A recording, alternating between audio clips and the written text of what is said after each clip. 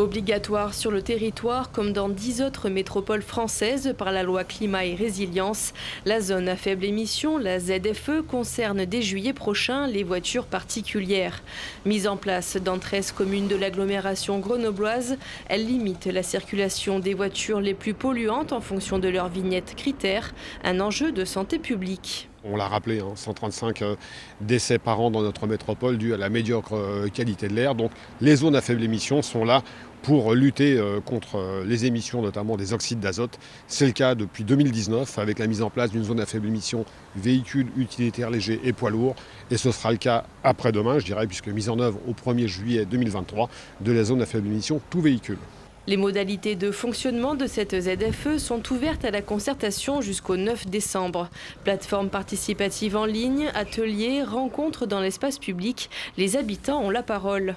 Les points que nous souhaitons aborder avec les métropolitaines, les métropolitains, sont la question des horaires. Est-ce qu'on va vers une ZFE permanente ou est-ce qu'on va vers une ZFE avec des horaires ciblés? Le deuxième point, c'est est-ce qu'on est dans une logique avec des dérogations pour un certain nombre de personnes et quel type de dérogation on va mettre en place?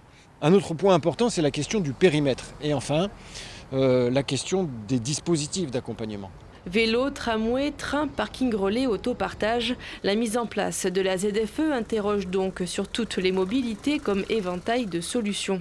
Il y a deux enjeux. On se rend compte qu'à l'intérieur de la métropole, l'immense majorité des trajets est de courte distance. Et effectivement, il y a encore beaucoup trop de gens qui prennent une voiture pour moins de 5 km. Et là, clairement, la réponse aujourd'hui, elle existe. Ce sont les transports en commun, c'est le vélo, c'est le covoiturage. Et le deuxième volet sur lequel le SMAC continuera de travailler et d'investir, c'est bien sûr les infrastructures. Il faudra continuer de développer notre réseau de transport en commun pour le rendre plus performant, pour apporter des réponses dans les périphéries et continuer à rabattre les flux du quotidien sur des pôles d'échange multimodaux autour de gares, autour de lieux de mobilité fortes. Les communes concernées par cette zone à faible émission sont Échirolles, Hébin, Fontaine, Gières, Grenoble, La Tronche, Le Pont-de-Claix, Mélan, Saint-Égrève, Saint-Martin-le-Vinoux, Saint-Martin-d'Aire, Cessiné et Cessin.